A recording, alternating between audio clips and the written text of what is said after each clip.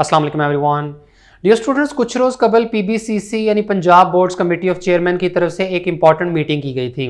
इस मीटिंग में 2022 के बोर्ड एग्जाम्स के हवाले से मुख्तलिफ एजेंडाज ज़ेर बहस आए थे, लेकिन इम्प्रूवमेंट के चांसेस की जो पॉलिसी है वो फाइनलाइज नहीं हो सकी थी। और बाद में पता ही चला कि पीबीसीसी की जो अगली मीटिंग है वो 2 मार्च 2022 को होगी। आज ये मीटिंग हुई और इस मीटिंग के बाद जो भी इसमें फैसला किया गया है इम्प्रूवमेंट पॉलिसी के हवाले से, उससे मुतालिक एक इंपॉर्टेंट अपडेट सामने आई है और जो डिसीजन लिया गया है पीबीसीसी के हवाले से अब उसकी तफसील आपके साथ शेयर करते हैं। सबसे पहले तो पीबीसीसी के इजलास में जो 4 चांसेस की पॉलिसी है उसे बरकरार रखा गया है। यानी जो इससे पहले नोटिफिकेशन सामने आया था कि स्टूडेंट्स अपने मैट्रिक और इंटरमीडिएट की कंप्लीशन के 3 सालों के अंदर अंदर 4 मरतबा इंप्रूवमेंट कर सकते हैं, तो यही पॉलिसी जो है वो फाइनल है। इसके बाद ये कि अगर कोई स्टूडेंट एक बार मार्क्स इंप्रूव कर लेता है तो उसको अगले चांसेस नहीं मिलेंगे। यानी अगर एक स्टूडेंट पहली मरतबा इंप्रूवमेंट करता है और उसके मार्क्स नहीं इंप्रूव होते तो वो अगला चांस अवेल कर सकता है। इसी तरीके से अगर वो अपने मार्क्स इंप्रूव करने में नाकाम रहता है तो वो 3 सालों में 4 मरतबा इंप्रूवमेंट का चांस ले सकता है। लेकिन अपने इन 4 चांसेस के दौरान जब भी उसके मार्क्स बढ़ गए, चाहे किसी सब्जेक्ट में एक नंबर भी उसका बढ़ जाता है, तो ऐसे केस में उसके बाकी सारे चांसेस जो है वो खत्म हो जाएंगे। यानी इन अ वे ये आपके पास 3 सालों में 4 चांसेस नहीं है, बल्कि ये एक ही चांस है। इंप्रूवमेंट अगर हो गई है तो वो आपका एक चांस अवेल हो गया, फर्दर चांसेस नहीं होंगे। लेकिन अगर आप इंप्रूवमेंट नहीं कर पाते किसी वजह से तो आप 4 मरतबा चांसेस ले सकते हैं, वो भी 3 सालों के टाइम पीरियड के दौरान। फिर इसमें यह भी बताया गया कि अगर कोई स्टूडेंट 3rd डिवीजन में है और वो जब तक 2nd डिवीजन में नहीं आ जाता तब तक वो मल्टीपल चांसेस अवेल कर सकता है। ऐसे केस में इस स्टूडेंट के पास भी 3 सालों में 4 चांसेस होंगे। 3rd डिवीजन से क्या मुराद है कि अगर किसी स्टूडेंट के 45% से मार्क्स जो है वो कम है और वो अगेन एंड अगेन इंप्रूवमेंट करता है, तो अगर वो 2nd डिवीजन में आ जाता है तो उसका चांस जो है वो खत्म हो जाएगा। लेकिन जब तक वो 2nd डिवीजन में नहीं पहुंच पाता तो उसके पास 3 सालों में 4 चांसेस हुआ करेंगे। और जैसा कि आप जानते हैं कि पाकिस्तान में किसी भी यूनिवर्सिटी में एडमिशन लेने के लिए मिनिमम जो रिक्वायरमेंट है वो ये है कि आपके कम से कम 45% नंबर होने चाहिए इंटरमीडिएट में। तो जब तक स्टूडेंट्स के 45% नंबर नहीं होते तो इट मीन्स कि वो इंटरमीडिएट के बाद किसी यूनिवर्सिटी में एडमिशन के लिए अप्लाई नहीं कर सकता। ये एक अलग बात है कि वो प्राइवेट एडीपी वगैरह के प्रोग्राम में नो डाउट एडमिशन ले सकता है अगर उसके 45% से कम नंबर भी हों, लेकिन रेगुलर प्रोग्राम्स में एडमिशन के लिए कम से कम 45% मार्क्स होने लाजमी हैं। फिर इसमें यह भी है कि जो आर्ट्स से रिलेटेड सोशल साइंसेज, मैनेजमेंट और बिजनेस स्टडीज़ के प्रोग्राम्स हैं उनमें तो 45% नंबरों के साथ अप्लाई हो सकता है, लेकिन आईटी के जो प्रोग्राम्स हैं उनमें इंटरमीडिएट में कम से कम 50% नंबर चाहिए होते हैं। और मेडिकल और इंजीनियरिंग के जो ज़्यादातर प्रोग्राम्स हैं उनमें एडमिशन के लिए मिनिमम 60% मार्क्स रिक्वायर्ड होते हैं। तो पीबीसीसी की जानिब से अब ये इंप्रूवमेंट पॉलिसी फाइनल हो चुकी है। जल्दी इसका ऑफिशियल नोटिफिकेशन भी आ जाएगा और इस पॉलिसी के मुताबिक कोई भी स्टूडेंट 3 सालों में मैक्सिमम 4 मरतबा इंप्रूवमेंट कर सकता है। अगर उसके मार्क्स पहली बार ही इंप्रूव हो जाते हैं तो वो फर्दर उसमें इंप्रूवमेंट नहीं कर सकता।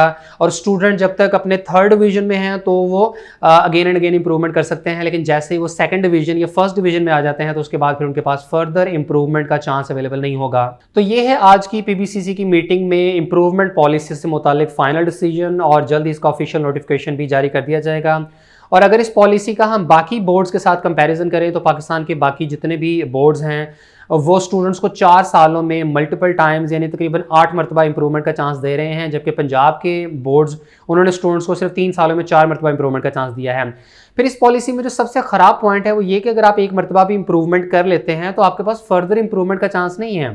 मतलब ये मैं नहीं समझता कि स्टूडेंट्स के लिए किसी तौर पर भी खुशाइंद है या उनके लिए कोई बड़ा कोई बेनिफिशियल पॉइंट है। होना तो ये चाहिए कि आप स्टूडेंट्स को अगेन एंड अगेन इंप्रूवमेंट का चांस दें। मिसाल के तौर पर अगर एक प्री मेडिकल का स्टूडेंट है, वो पहली मरतबा एफएससी के एग्जाम्स देता है और उसके मार्क्स आ जाते हैं लेट्स सपोज 800 या 850। अब इतने नंबरों के साथ आपको पता है कि सरकारी मेडिकल कॉलेजेस में एडमिशन नहीं हो सकता। वो अगर दोबारा इंप्रूवमेंट करता है, अपना चांस अवेल करता है, उसके मार्क्स थोड़े से बढ़ भी जाते हैं, लेट्स सपोज वो 900 या 950 की लाइन में भी आ जाता है, तो अभी भी ये नंबर इनफ नहीं है सरकारी मेडिकल कॉलेजेस में एडमिशन के लिए। तो यहाँ होना ये चाहिए कि इस तरह के स्टूडेंट्स के पास फर्दर चांसेस भी अवेलेबल हों कि वो दोबारा से इंप्रूवमेंट कर सके, ताकि वो अपने आप को 950 या 1000 या 1000 प्लस की लाइन में लेकर आ सके। तब अगर ये स्टूडेंट एमडी कैट में अपीयर होते हैं तो इनके स्ट्रॉन्ग चांसेस हैं कि ये सिलेक्ट हो सकें। लेकिन अगर 900 सवा 900 नंबरों के साथ कोई स्टूडेंट एमडी कैट में अपीयर हो रहा है तो ऐसे केस में तो ये बड़ी मुश्किल गेम बन जाएगी। लिहाजा ये वाला पॉइंट जो है इसके अंदर बहुत ज़्यादा मैं समझता हूँ कि प्रॉब्लमेटिक है कि स्टूडेंट्स की अगर एक मरतबा इंप्रूवमेंट हो जाती है तो उसे दोबारा भी चांस मिलना चाहिए। अब अगर कोई स्टूडेंट 2 या 4 नंबर या 5 नंबर बढ़ा लेता है तो फिर ऐसे केस में उसकी इंप्रूवमेंट तो बिल्कुल ना होने के बराबर है, तो उसके पास फर्दर चांस भी कोई अवेलेबल नहीं है। तो ये प्रॉब्लम होगा आने वाले सालों में, जो है ये मसला बनेगा। और पिछले कई सालों से इसी तरीके से होता आ रहा है कि स्टूडेंट्स के पास 2 सालों में एक चांस होता था इंप्रूवमेंट का, अब चले वो 3 सालों में 4 मरतबा चांस है। लेकिन बात वहीं पर ही है कि अगर आपके मार्क्स बढ़ जाते हैं तो आपके बाकी चांसेस खत्म हैं। यानी अगर आप देखें कि एमडी कैट है या ई कैट है या इस किस्म के जितने भी एंट्री टेस्ट हैं, तो वहां पर बिल्कुल भी नंबर ऑफ अटेम्प्ट्स की कोई लिमिट नहीं होती है, एज की कोई लिमिट नहीं होती है। अगर कोई स्टूडेंट चाहता है कि वो 5 मरतबा, 8 मरतबा या 10 मरतबा भी एमडी कैट का टेस्ट देना चाहता है तो वो दे सकता है, इसमें कोई रोक टोक नहीं है। हाँ, उसने जब भी अगली अटेम्प्ट देनी है तो उसको 1 साल पूरा इंतजार करना पड़ेगा, उसे फर्दर जो है उसमें मेहनत करनी पड़ेगी, इंप्रूवमेंट लानी पड़ेगी। तो ये स्टूडेंट के लिए मैं समझता हूँ कि ठीक है कि भाई वो अगर एक्स्ट्रा टाइम लगा सकते हैं, अपनी एनर्जी री इन्वेस्ट कर सकते हैं, तो अगला चांस अवेल करें। आप पूरी दुनिया में अगर देखें तो वहां पर इंप्रूवमेंट इसी तरीके से होती है कि आप अगर दोबारा अपना टाइम लगाना चाहते हैं, आपके पास इतने रिसोर्सेज अवेलेबल हैं, तो आप इंप्रूवमेंट कर लें। लेकिन पंजाब बोर्ड्स ने ये फैसला किसी तौर पर भी ठीक नहीं किया है। बाकी बोर्ड्स अगर मल्टीपल टाइम्स इंप्रूवमेंट का चांस दे रहे हैं तो इन्हें भी देना चाहिए।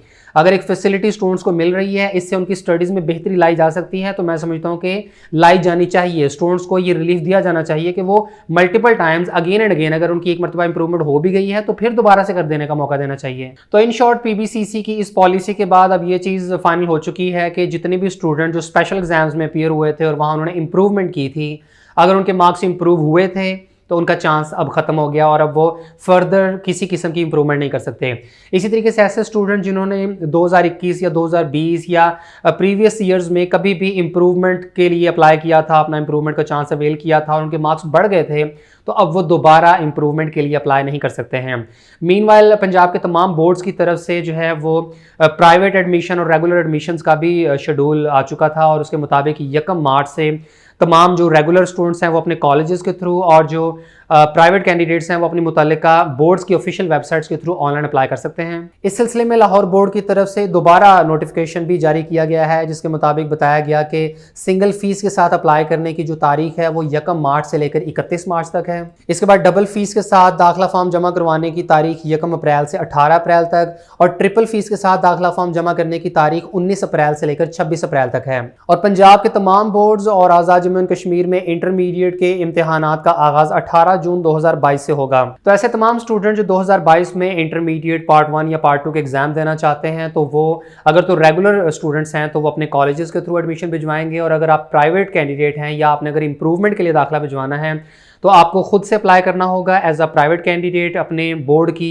जो ऑफिशियल वेबसाइट है वहाँ पर आपको लिंक मिल जाएगा कि 2022 के जो एनुअल एग्जामिनेशंस हैं उनके लिए प्राइवेट कैंडिडेट के तौर पर अप्लाई करने का लिंक अवेलेबल होता है। वहाँ से आप सिंपली अप्लाई करें, जो भी आपने सब्जेक्ट्स इंप्रूव करने हैं उन सब्जेक्ट्स की सिलेक्शन करें, अपना एक छोटा सा इजीली फॉर्म है वो फिल करना होता है और उसके बाद आपने अपने फॉर्म का प्रिंट आउट ले लेना है, चालान फॉर्म का प्रिंट आउट ले लेना है, मुतल्लिका बैंक में फीस सबमिट करवानी है और हर तरह से कंप्लीट जो एप्लीकेशन फॉर्म है डॉक्यूमेंट्स के साथ और अपने पेड बैंक चालान की जो कॉपी है उसके साथ अपने बोर्ड में अपने ऑफिस में जाकर फॉर्म जमा करवा देना होता है।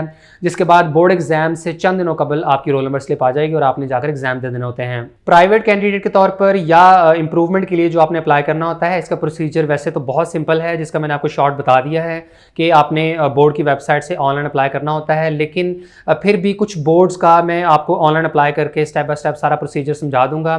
इससे ये होगा कि आपको अप्लाई करने में काफ़ी ज़्यादा आसानी होगी। इंशाल्लाह अपकमिंग वीडियो में 1-2 बोर्ड्स की ऑफिशियल वेबसाइट्स के ऊपर प्राइवेट कैंडिडेट के तौर पर इंप्रूवमेंट के लिए जो है वो अप्लाई करने का प्रोसीजर आपको डिटेल में समझा देंगे।